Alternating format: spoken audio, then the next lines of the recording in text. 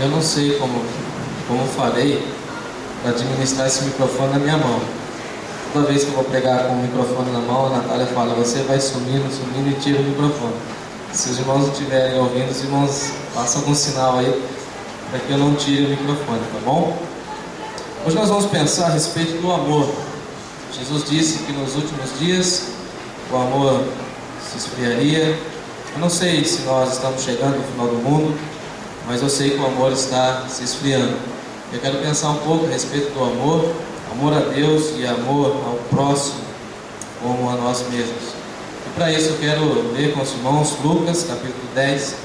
Nós estaremos lendo o texto a partir do verso de número 25. Lucas capítulo 10, a partir do verso 25. Após a leitura nós seremos acompanhados pelo órgão, na nossa oração, na nossa meditação, na nossa entrega ao Senhor.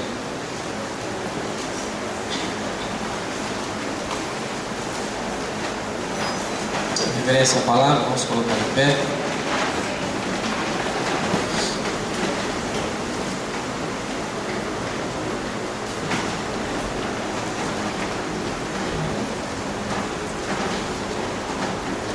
Lucas capítulo 10, verso 25. Diz assim o texto sagrado: E eis que se levantou um certo doutor da lei, tentando e dizendo: Mestre, que farei para herdar a vida eterna? E ele lhe disse: Está escrito na lei, como lês? E respondendo ele, disse: Amarás ao Senhor teu Deus de todo o teu coração, de toda a tua alma, de todas as tuas forças, e de todo o teu entendimento, e ao teu próximo como a ti mesmo.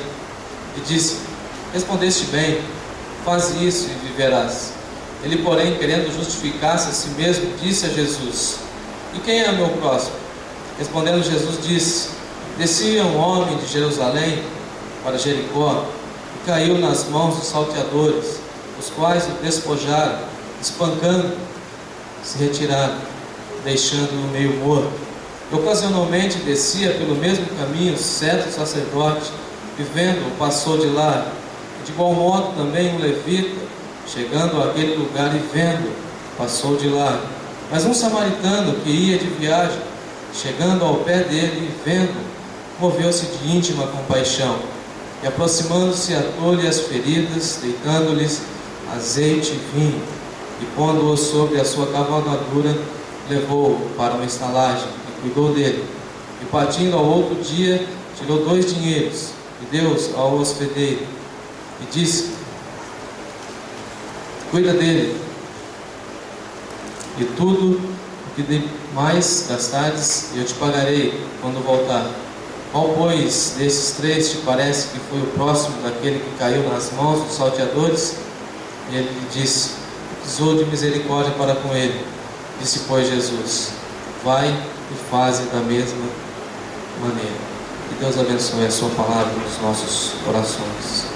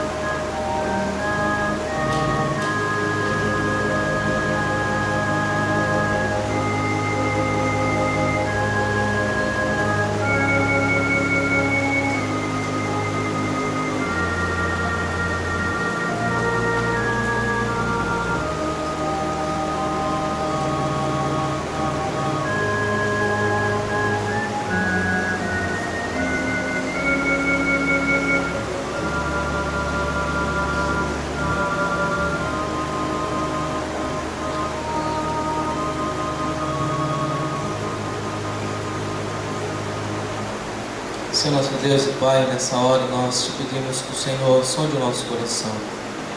O Senhor fale ao nosso coração de maneira poderosa, possamos entender que nós devemos amar o Senhor acima de tudo e também devemos amar o nosso próximo.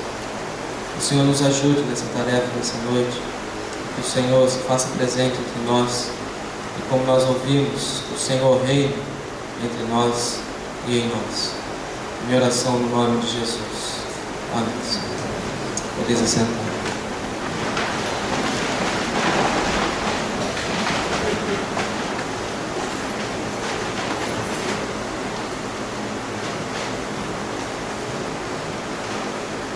O tema que eu coloquei no sermão é as duas dimensões do amor.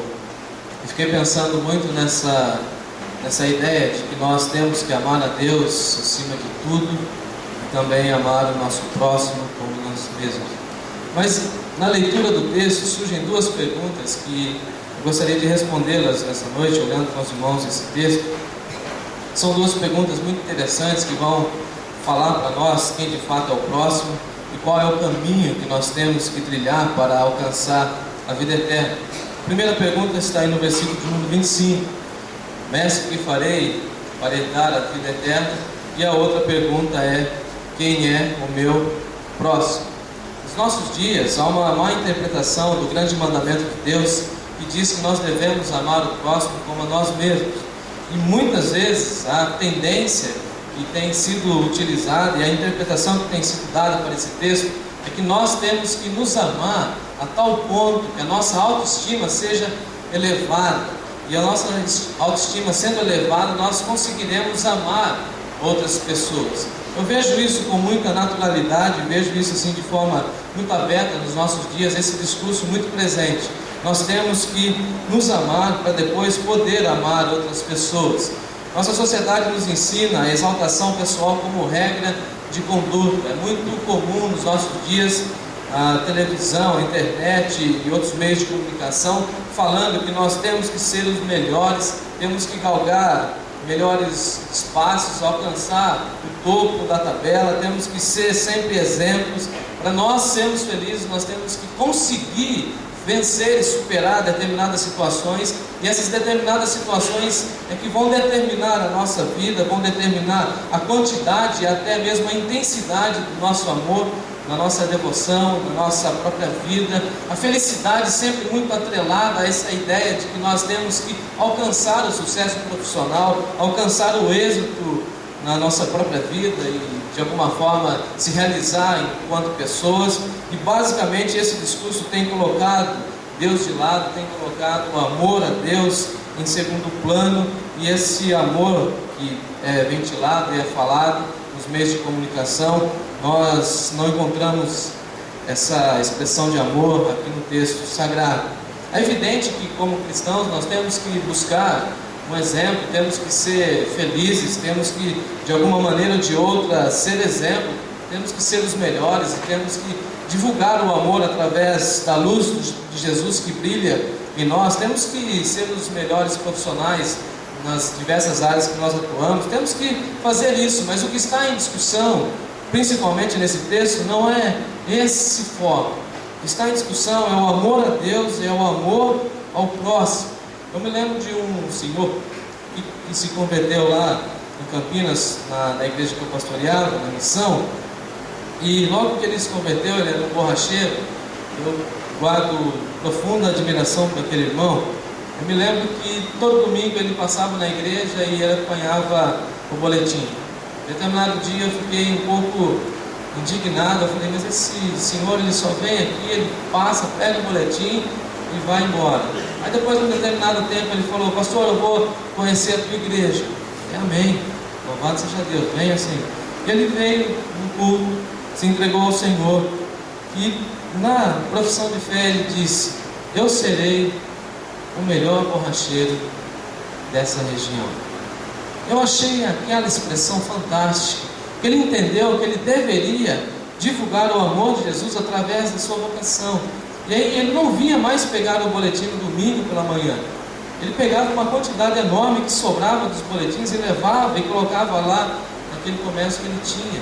Ele começou a divulgar o amor, a difundir o amor de Jesus ao próximo, que estava ali tão próximo dele, através dos boletins da igreja. Então o que está em discussão aqui não é se nós devemos ser os melhores como os filhos de Deus, obviamente que sim, mas o que eu estou querendo dizer é que nós estamos tomando uma síndrome dentro do nosso coração de filhos mimados, filhos que querem simplesmente ser felizes, filhos que querem simplesmente a benevolência, querem a bondade, querem os benefícios que Deus pode nos oferecer. O egoísmo tem sido um sentimento que tem tomado conta dos nossos dias. O egoísmo, ele caracteriza muito os nossos dias. Uma coisa que nós ouvimos com muita frequência é que nós temos que agregar valor, temos que estudar mais para sermos felizes, temos que encontrar de alguma forma um caminho na vida que nos leva até a felicidade. E a grande dificuldade quando nós falamos de amor a Deus e de amor ao próximo é definir quem é o próximo e também qual a intensidade desse amor com o qual nós iremos amar as pessoas. Amar a Deus parece que não é tão difícil, pelo menos para nós que temos uma cultura evangélica, cristã, mas ainda é um dilema para muitas pessoas. Basicamente, na visão popular, amar a Deus é ser filiado a alguma religião. Quando você fala na rua, olha, você precisa amar a Deus, a pessoa automaticamente vai falar assim: eu preciso me filiar, eu preciso de alguma forma me ligar a alguma igreja, eu preciso estar envolvido com a religião. E quando nós falamos que nós devemos amar o próximo, as pessoas do senso comum vão dizer que nós precisamos ter boas relações humanas, nós precisamos ter bons amigos, bons relacionamentos, e nós precisamos ser pessoas amigáveis para assim divulgar e difundir o amor. Só que nessa própria cultura popular, a nossa sociedade está invertendo os valores, inclusive os valores bíblicos. Enquanto Jesus disse que o primeiro mandamento é amar a Deus acima de tudo, e o segundo, amar o próximo, a sociedade tem pregado o contrário. A sociedade tem pregado que o amor a si mesmo, o amor egocêntrico, é o primeiro mandamento. O discurso dos nossos dias é o seguinte: ame a si mesmo, ame a si mesmo, se valorize como pessoa, consiga visualizar em você algo de bom. O amor está escondido. E quando alguma pessoa não consegue viver a vida de forma qualitativa, as pessoas vão dizer: é porque você não está se amando, há uma falta de amor. E é sobre isso que eu queria trabalhar um pouco nessa noite, com esse discurso que se torna até diabólico nos nossos dias, que vai falar que nós devemos nos amar, e nessa busca de amar a si mesmo, nós esquecemos das pessoas que estão ao nosso lado, esquecemos da nossa família, esquecemos dos nossos irmãos, esquecemos até mesmo algumas vezes do conceito de amar a igreja, de amar a Deus, de amar tantas outras coisas importantes. O capitalismo, juntamente com o Marx, tem colocado algumas questões, levantado alguns elementos na nossa sociedade que eu acho muito curioso. Esses dias eu estava em São Paulo e, passando de ônibus, eu vi um outdoor muito grande e reflete um pouco essa ideia de que nós estamos trabalhando no ame a si mesmo. Tinha uma foto no veículo, no carro, muito bonito. Eu fiquei assim, parado no ponto de ônibus, olhando aquele outdoor assim, babando, fissurado, Mas aí a frase que estava debaixo do carro era o seguinte: dê a você mesmo um presente. A ideia que está por detrás da propaganda é o seguinte: ame a você mesmo, invista em você, dê um presente para você. Você não é feliz porque está faltando amor, você precisa se amar, você precisa se cuidar. Agora no Natal, no último Natal, nós assistimos um grande afluxo de pessoas correndo aos grandes centros comerciais à procura de roupas. E aí a indústria têxtil nunca teve tanto lucro como agora no final do ano. E uma reportagem que me chamou a atenção, um empresário na Grande São Paulo, falando: as pessoas estão querendo se amar mais. E aí o repórter perguntou: mas o que isso tem a ver com roupa? Ele falou: tem tudo a ver com roupa. As pessoas querem se vestir melhor, as pessoas querem investir nelas mesmas. Eu fiquei pensando nisso. E agora, 2 semanas atrás, eu vi uma reportagem que também espelha um pouco isso, que fala a respeito da beleza. O único segmento no Brasil que não sofreu com a crise foi o segmento da beleza. Porque na realidade as pessoas estão se cuidando mais, investindo mais na autoestima, na aparência, estão querendo se produzir melhor, estão querendo de alguma forma se aparentar de uma maneira mais agradável, estão querendo ser bonitas. A verdade é essa. E não estou fazendo crítica a isso, muito pelo contrário, minha esposa trabalha com isso, mas por detrás dessa ideia de beleza, de roupas, dê presente a você mesmo, está embutida a ideia de que nós devemos amar a nós mesmos. Ame a si mesmo. E o discurso do ame a si mesmo é uma tentativa de favorecer a autoestima das pessoas, a fim de que elas possam superar os seus dramas, suas dificuldades, os seus desafios, que elas possam alcançar o sucesso profissional, pessoal, e assim conseguir, de alguma forma, serem pessoas felizes. Esse pensamento do ame a si mesmo tem recebido muito auxílio das nossas músicas evangélicas, que falam muito mais da pessoa humana do que do próprio Deus. Músicas que falam muito mais a respeito das virtudes das pessoas do que do caráter do próprio Deus.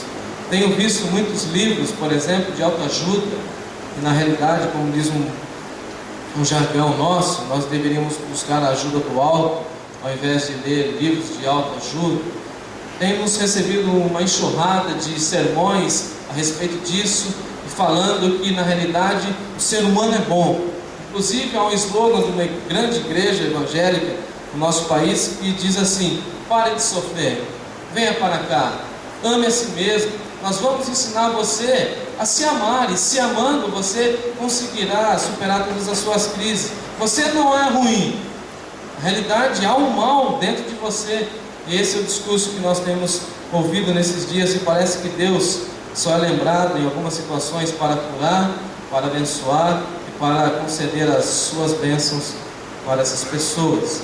Agora nós queremos entrar no texto e tentar desmistificar um pouco essa ideia do ame a si mesmo. Na realidade nós temos que amar ao próximo, e antes de amar ao próximo, amar a Deus acima de tudo. Na época de Jesus havia uma questão muito interessante, que era o amor ao próximo, e essa questão não era muito bem resolvida, era um mal entendido. O erro antigo estava centrado na expressão próximo, que Jesus vai trabalhando, vai conduzindo e vai tentando mostrar quem de fato é o próximo. E o erro moderno, na minha visão, está centrado na expressão como a ti mesmo. Assim como naquela época as pessoas não conseguiam entender quem era o próximo, nos nossos dias nós até entendemos quem é o próximo, mas nós não conseguimos amá-lo como nós nos amamos.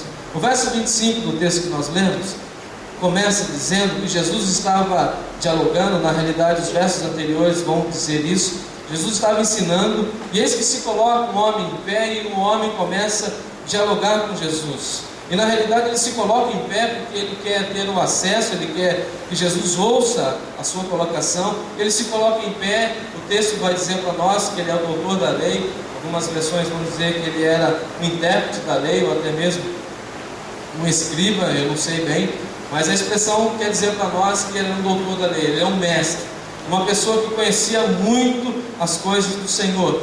E Lucas, de forma muito peculiar, ele vai dizer que esse doutor da lei, na realidade, era um jurista.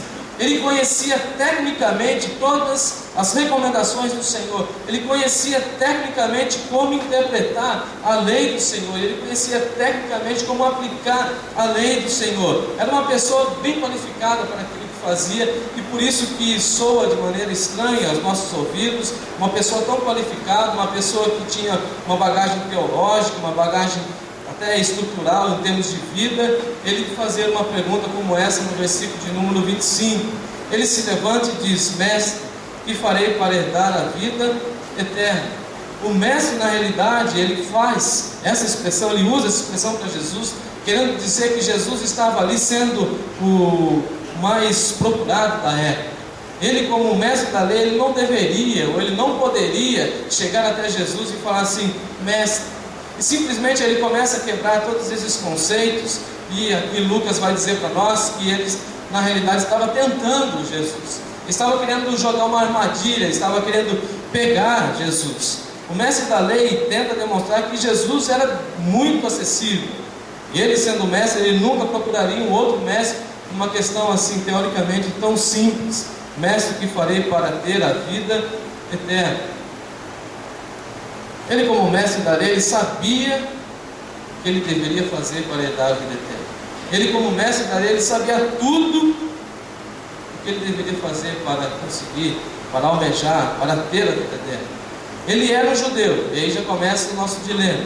automaticamente ele já fazia parte do povo de Deus, automaticamente ele já fazia parte do povo da aliança, ele era filho de Abraão, ele tinha todo o envolvimento com a nação israelita, ele praticava toda a lei do Senhor, ele era um cerimonialista, ele tinha um envolvimento com o Senhor, ele era privilegiado, ele estudava, ele tinha uma certa bagagem, ele se dedicou simplesmente a estudar a palavra do Senhor, ele conhecia a Torá, ele sabia os preceitos do Senhor, assim como muitas pessoas hoje sabem que devem amar a Deus, que devem dedicar ao Senhor tudo aquilo que tem, que possuem, sabe disso. Se nós sairmos na rua, muitas pessoas vão falar assim: eu nunca ouvi isso, mas muitas pessoas vão falar: eu sei que minha vida está errada, eu sei que eu estou andando por outro caminho, eu sei que minha vida está completamente desvirtuada, complicada, mas eu não estou vivendo, eu sei.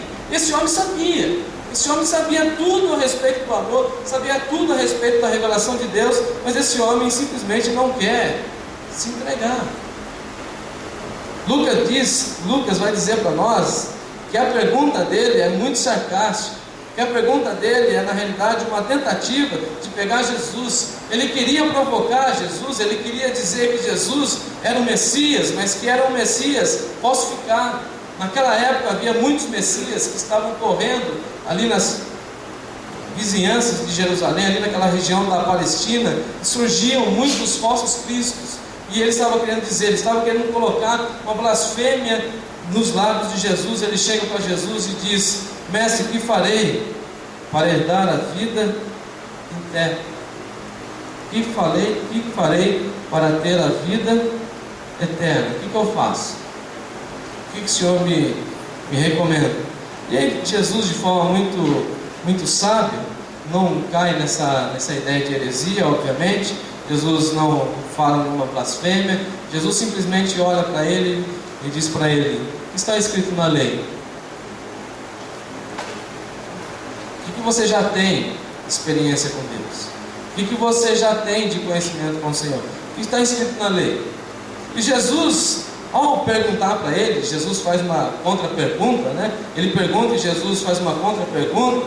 Jesus não responde, mas a não resposta de Jesus também é uma resposta. Porque Jesus está falando assim: você não está entendendo nada.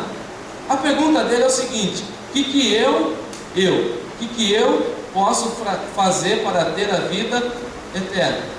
Aí Jesus olha para ele e fala: você não pode fazer nada. Você não pode fazer nada. Nada mesmo? Nada. Salvação é coisa de Deus. Salvação é presente de Deus. Salvação é uma coisa que Deus te dá. Salvação simplesmente você recebe. E ao receber a salvação, você tem um coração grato, você ama a Deus. Salvação não é nada vinculado ao ser humano. E essa ideia dos nossos dias que nós podemos evoluir, podemos crescer, amando a nós mesmos, depois amando ao próximo, e depois chegaremos até a presença de Deus, isso é diabólico. Isso não existe. A única coisa que existe na Bíblia Sagrada é que nós herdamos a vida eterna como presente do Senhor. Eu não sei porque um dia Deus quis nos amar, não sei, não sabemos.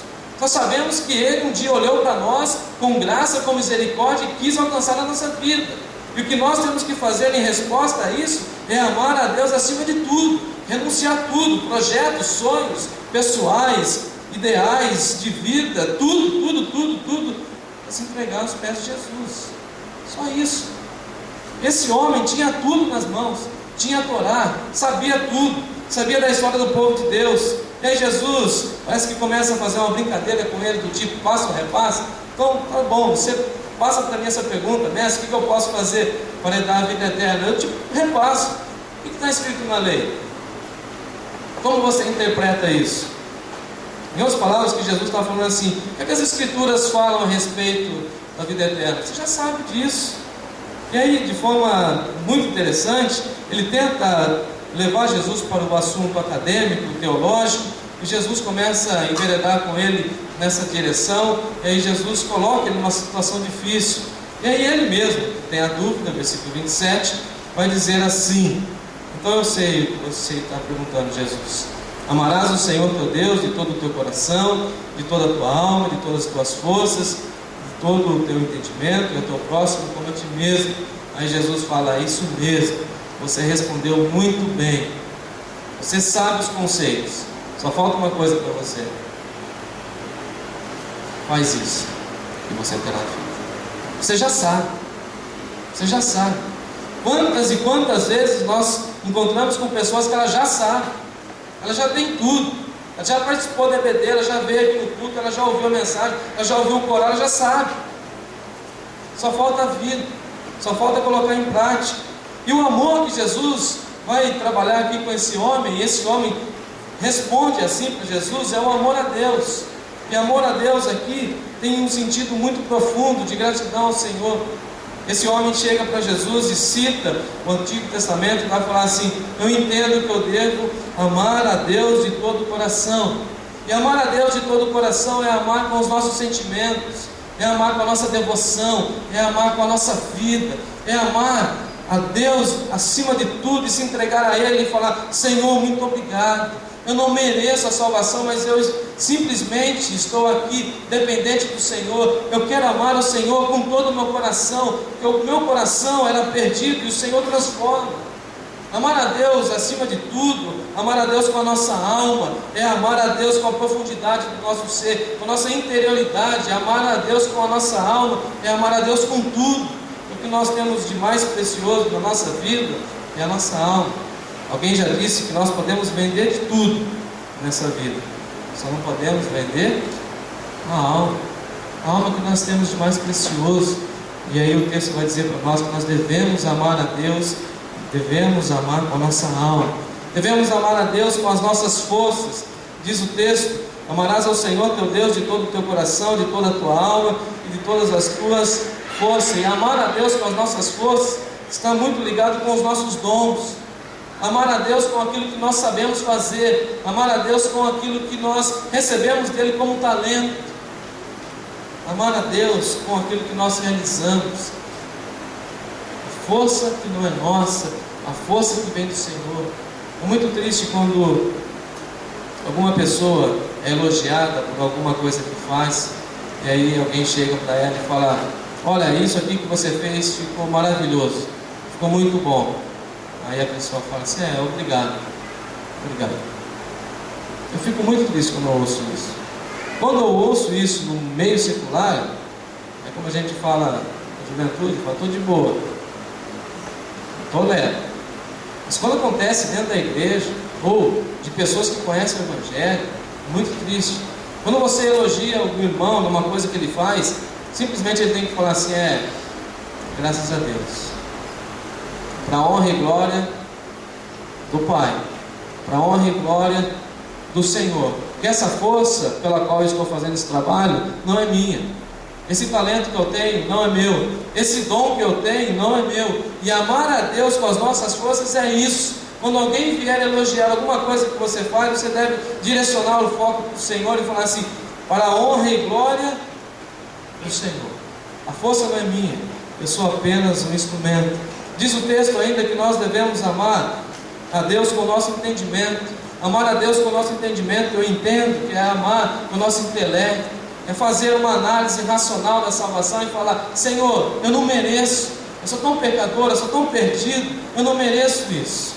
E aí, quando nós pensamos que a situação vai ser finalizada, vai ser encerrada, que aquele mestre da lei, aquele religioso entendeu o recado, entendeu a mensagem, se eu estivesse no lugar dele, depois de uma resposta dessa de Jesus, eu ficaria quietinho, eu iria para minha casa, choraria a noite inteira, falar: Senhor, me perdoa, eu entendi tudo.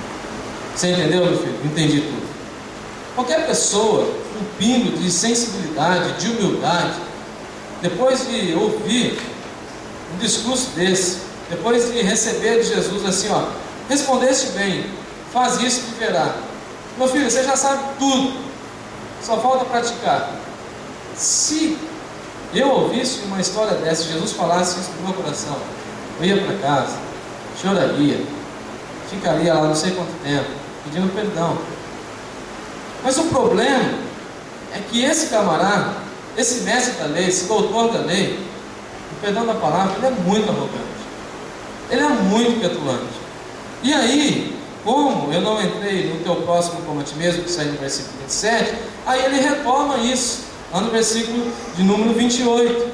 Jesus não responde a pergunta dele e faz uma outra pergunta para ele. Jesus joga a indagação para ele. Ao invés de fazer com que Jesus caísse em contradição em seu discurso, pelo contrário, Jesus faz com que ele fique preso na sua própria indignação, na sua própria indagação, no seu próprio questionamento. Jesus vai revelando as suas reais intenções. Jesus vai, como nós falamos muito no nosso retiro da juventude, Jesus vai removendo as máscaras daquele homem. Jesus vai mostrando que ele estava, na realidade, usando um disfarce religioso. Ele sabia muito a respeito das coisas do Senhor, mas não tinha vida. Ele estava querendo viver de aparências, ele estava querendo viver de uma capa. A sua duplicidade fica completamente estampada. Jesus consegue entender e consegue visualizar o seu interior e falar assim: você está respondendo muito bem, você é um bom professor, você sabe tudo. Todos agora sabiam que ele era hipócrita, todas as pessoas que estavam ali ouvindo sabiam que ele era insincero, sabia que ele era dissimulado, sabia que ele era falso. Ele não ficou nem um pouco confortável com essa situação de Jesus. Jesus vem e retira as suas máscaras, ele não fica confortável com isso. Ele fica, muito pelo contrário, ele fica até um pouco indignado com Jesus. Ele começa a ampliar essa conversa, ele começa a estender um pouco mais o diálogo com Jesus. Eu fico achando muito interessante que, após ser desmascarado, ele tenta se auto-justificar. Acompanhe comigo na leitura do texto, versículo 29. Ele, porém, querendo justificar-se a si mesmo, ele começa a procurar uma série de desculpas, ele começa a se justificar, ele começa a tentar encontrar dentro de si mesmo alguma coisa que venha falar a respeito desse amor. O que ele não viveu? Ele começa a tentar justificar, ele começa a procurar coisas na sua própria vida. O problema desse religioso não está na ambiguidade dessa expressão próximo, mas está na falta de amor que ele não tinha pelo Senhor. Sabia o conceito? Sabia o conceito. Sabia a prática?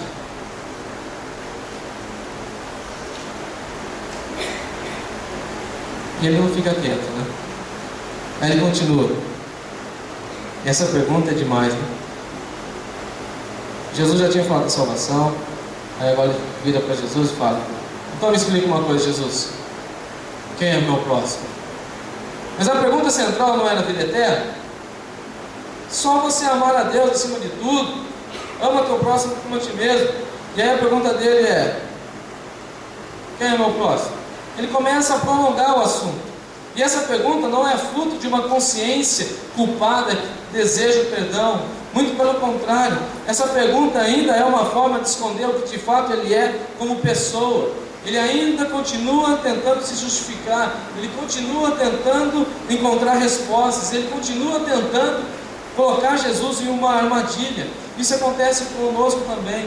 Como nós estamos fora do projeto de Deus, nós conseguimos e temos assim uma criatividade, uma habilidade para criar justificativas, e nós sabemos sempre falar por que não fazemos isso, por que deixamos de fazer aquilo outro. Nós temos uma ideia, nós temos uma facilidade para encontrar respostas, e nós vamos assim vivendo de forma mascarada. A pergunta desse intérprete poderia ser assim: mestre, quem eu não preciso amar? Quem eu não preciso amar? Ou quais os grupos de nossa sociedade que fazem parte da exceção desse amor? Afinal de contas, toda regra tem a sua exceção, e ele está procurando a exceção. Quando ele pergunta assim: quem é o meu próximo? Eu não consigo entender que ele está desejoso para sair e amar mais as pessoas. Muito pelo contrário. Sabendo que ele é um judeu, sabendo que ele é um doutor da lei, sabendo que ele é uma pessoa completamente fechada em seu conceito de fé, de espiritualidade, de devoção a Deus, ele simplesmente está querendo devagar no assunto. Como judeu conservador, ele logo pensou nos romanos opressores, ele logo pensou em tirania de Roma, ele logo pensou nos gregos libertinos, ele pensou nos cobradores de impostos, pensou nos leprosos, ele pensou nos samaritanos, ele pensou em todo esse povo. E olhando para todo esse povo na sua mente, ele fala: essas pessoas não são os meus próximos, ou o meu próximo. Grego, não quero relação com grego. Leprosos, nem pensar. samaritanos, cobradores de impostos. Ele queria que Jesus dissesse quem era o próximo, para que ele pudesse analisar quem de fato era o próximo e adequar a sua vida. É bem interessante que aí Jesus, como ele entende que o rapaz está querendo delongar no assunto, Jesus começa a contar uma parábola. E essa parábola vai denunciar a omissão do amor e da compaixão. É sempre muito interessante quando Jesus conta a parábola, a sua forma muito sábia de colocar os assuntos, as coisas. Ele vai falando da própria vida da pessoa. E é por isso que quando nós lemos uma parábola, nós entramos dentro da história. Você fica indignado, você fica revoltado, você faz parte da história. E é isso que Jesus queria provocar naquele ouvinte e entre nós também. Uma vez eu pregava sobre esse texto e eu dizia que aqui Jesus usa a terapia da avó. Eu não sei aqui quantos já viveram com a avó. Vou fazer uma pesquisa aqui. Quem aqui já conviveu com a avó? Vamos ver. Eu não sei a avó dos irmãos, mas a minha avó, por parte de mãe, era terrível. Hoje pela manhã eu falei no EBD que eu apanhei demais. Quem aqui já apanhou demais quando era criança? Vamos ver. Hoje parece também proibido bater em criança, né? Não pode corrigir, tem que rasgar a Bíblia. Complicado isso. Mas eu me lembro que em algumas situações apanhei demais, apanhei muito. E aí eu ficava muito revoltado quando eu tinha que passar as férias aqui, próximo, em Jundiaí, aqui na região de Campolim Paulista, na casa da minha avó materna. E ela era uma senhora negra, forte, alta, não tinha nada a ver comigo, né? Alta, forte. E ela era muito piedosa, muito crente, ou mulher crente. E algumas vezes, eu sempre muito terrível, né, arteiro, fazia um auê na casa da minha avó. Como diz lá em Rio Claro, a gente bagunçava o coreto. Eu e meus primos bagunçavam tudo. Bagunçavam tudo. E minha avó tinha um dilema. Ela falava assim: eu não sou sua mãe, então não vou bater em você. Mas eu vou fazer o seguinte: você vai ter que ouvir o meu sermão. Eu acho que é mais ou menos isso que Jesus está fazendo com esse camarada. Se Jesus falasse assim: ó, pega essas coisas, vai embora, legal. Mas quando Jesus fala da história e vai contando a parábola, aquele camarada fica se vendo na história. Eu me lembro de algumas vezes, algumas ocasiões, quando eu aprontava alguma na casa da minha avó, e eu ficava pensando assim: por que ela não bate logo? Dá umas palmadas, né? Deus fez até, né, um lugar apropriado, né? Dá umas palmadas ali, eu choro, acabou. Tipo, morreu a história. Ela chegava e falava assim: não, vem cá. Sempre era eu, né? Vem cá. Senta aqui. Ela pegava, abria o texto bíblico. Ó, eu brinco com a minha mãe que eu acho que eu aprendi da Bíblia ali. Como era duro apanhar ali. Não doía na carne, mas doía na alma. Esse camarada que Jesus está se relacionando sabia o que era amor, mas não amava. Aí Jesus fala: sabe o que eu vou fazer? Vou apelar para a consciência. Vou contar uma historinha. Por isso que no culto jovem eu conto bastante historinha. Vou contar uma historinha para você. Tinha um certo homem que ia de Jerusalém para Jericó, e nesse trajeto de Jerusalém para Jericó, todo mundo era assaltado, isso era normal. Se você fizesse esse trajeto, você ia apanhar mesmo. E aí esse camarada apanhou muito. Diz o texto aí que ele ficou meio morto, algumas versões semi-morto. Ele estava lá morrendo, ele estava lá completamente numa situação assim, à mercê, estava agonizando. Acompanhe comigo o verso 31. Olha como Jesus vai construindo a história de uma forma bem bonita. Ocasionalmente descia pelo mesmo caminho um sacerdote que se assemelha com você, doutor da lei. Sabe o que o sacerdote fez? Ele vendo a situação do rapaz, vendo que o rapaz estava quase falecendo, vendo que o rapaz estava precisando de ajuda, ele passou de lá. Você, muito preocupado com esse ritualismo, eu não posso tocar nisso, não posso tocar naquilo, porque senão eu não vou ser puro, você passou de lá. Você não entendeu que amar a Deus é amar o próximo também. E amar a Deus é estender a mão para aquele que está do seu lado. Verso 32. E de igual modo também o levita também estava muito preocupado com as coisas do templo. Afinal de contas, os levitas cantavam na casa do Senhor, serviam na casa do Senhor, também estavam ocupados, passou de lado, não quis saber, foi embora. Mas, sempre tem um mas na história, né? Verso 33, mas um samaritano que ia de viagem, chegou ao pé dele, aí tinha que ser samaritano, né, para provocar a consciência dele, vendo, moveu-se de íntima compaixão. Que surra! Que surra! Jesus não queria testar o conhecimento dele. Jesus queria que simplesmente ele praticasse aquilo que ele sabia. O objetivo da parábola de Jesus foi mostrar que o mestre da lei estava querendo desviar o assunto para essa questão de ser próximo. O problema não era definir quem era o próximo. O problema era amar o próximo. O problema era colocar Deus em primeiro lugar. E aí eu anotei algumas questões aqui. Quem não ama a Deus, acima de tudo, não sabe celebrar o amor no lar. Quem não ama a Deus acima de tudo, não sabe celebrar o amor na família. Quem não ama a Deus acima de tudo, não sabe celebrar o amor no casamento. Quem não ama a Deus acima de tudo, não sabe conviver com amigos.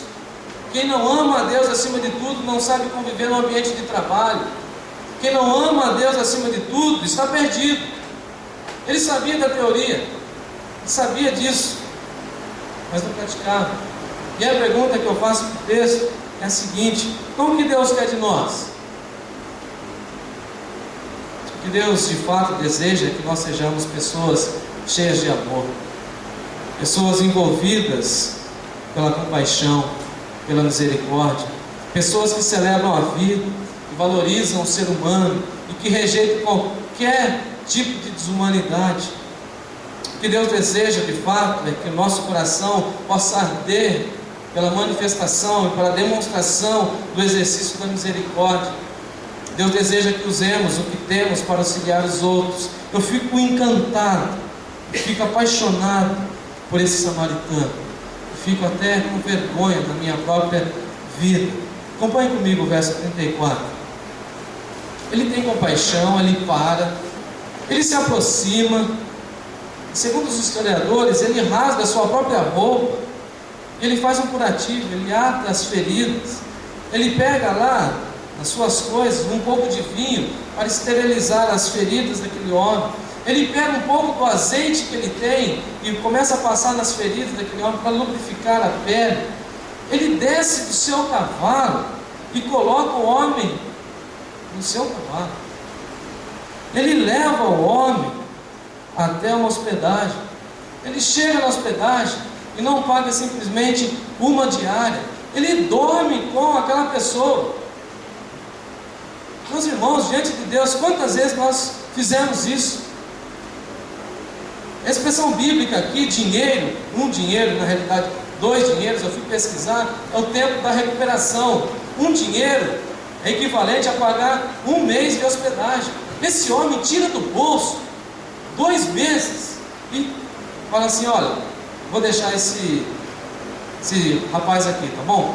Tá bom. Quanto fica aí para ele ficar aqui 2 meses?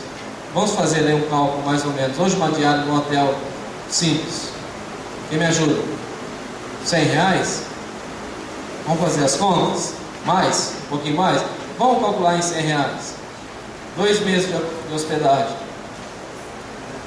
Tem um detalhe: ele é tão misericordioso que ele fala o seguinte: pode cuidar dele? Se sobrar alguma querelinha, algum restinho aí, como a gente fala anterior, põe na minha conta. Põe na minha conta que eu pago. O que Deus deseja de nós é que nós venhamos abrir mão daquilo que temos para ajudar as pessoas. Quantas pessoas que estão convivendo com a gente, conosco, no nosso dia a dia, estão com as suas feridas abertas? Quantas pessoas estão precisando do nosso azeite, do nosso vinho? Quantas pessoas estão precisando do nosso dinheiro, do nosso recurso? Quantas pessoas estão precisando ver em nós o amor de Jesus? Quantas pessoas estão precisando ver isso? O que Jesus queria estimular naquele homem, queria também estimular em nós, é que nós devemos ser misericordiosos. Na realidade, Jesus até disse que os felizes mesmo são os misericordiosos. Bem-aventurados os misericordiosos, porque alcançarão misericórdia. Jesus disse que há muita felicidade no ato de ter misericórdia. Amar a Deus acima de tudo, depois estender o braço para o próximo. Sabemos agora quem é o próximo, e aí vem a grande discussão. E como amar o próximo? Como a mim mesmo. Se na época de Jesus a discussão era sobre o próximo, a discussão dos nossos dias é como nós iremos amar o nosso próximo como a nós mesmos. O problema é, infelizmente, por causa do pecado, nós olhamos o outro, a outra pessoa, o nosso próximo, sempre como um competidor. Verdade ou não é? A gente fica naquela relação de amizade, de envolvimento, sempre competindo com a pessoa. Sempre nós estamos querendo ser melhor do que ela, e ela querendo ser melhor do que a gente. E na realidade Jesus está falando assim, ao contrário. Devemos procurar o bem-estar do próximo, assim como nós procuramos o nosso próprio bem-estar. Eu fiquei chocado quando eu estudei isso. Eu devo procurar o bem do meu próximo como eu quero o meu próprio bem. Eu devo, por exemplo, ansiar a promoção de uma pessoa que trabalha comigo da mesma maneira que eu estou ansioso para receber essa promoção. Eu desejo e devo desejar que todas as pessoas que convivam comigo tenham acesso, por exemplo, à saúde com qualidade. Ele é meu próximo, ele precisa de saúde com qualidade, ele precisa ter uma boa alimentação, ele precisa ter acesso ao reino de Deus, ele é meu próximo. Quantas vezes nós desejamos coisas para nós, para o nosso próprio ser, para valorizar o nosso ego? Devemos buscar e desejar para o nosso próximo que ele receba uma promoção no trabalho, que ele consiga viajar para os mesmos lugares que nós estamos pesquisando e programando para viajar, que ele consiga ter acesso, por exemplo, à saúde pública, que ele consiga ter acesso ao carro que nós temos. Quantas vezes nós oramos assim? Quantas vezes nós paramos e falamos assim, aquilo que eu desejo, o meu próximo também pode desejar, porque esse é o meu desejo. Para a primeira pergunta, mestre, que farei para herdar a vida eterna? Jesus fala o seguinte, para herdar a vida eterna você tem que amar a Deus acima de tudo. Renuncie tudo, se entregue em adoração e gratidão. Para a segunda pergunta, quem é o meu próximo? Jesus fala assim, ame as pessoas que estão ao seu redor a cada dia. Eu não sei onde que eu vi, eu já estou caminhando para o final, uma pergunta com uma resposta fantástica. A pergunta é a seguinte, qual a pessoa mais importante para você? Qual a pessoa mais importante para você? Agora, nessa hora. Obviamente não Deus, né? Depois de Deus, qual a pessoa mais importante? E a resposta da pessoa eu achei fantástica. A pessoa mais importante para mim é a pessoa que está diante de mim. A pessoa mais importante para nós é aquela pessoa que convive com a gente. E quantas vezes as pessoas que estão convivendo com a gente querem uma palavra de oração, querem uma palavra de conforto, querem ouvir alguma coisa a respeito de Deus, e nós simplesmente estamos preocupados com as nossas coisas, com os nossos afazeres.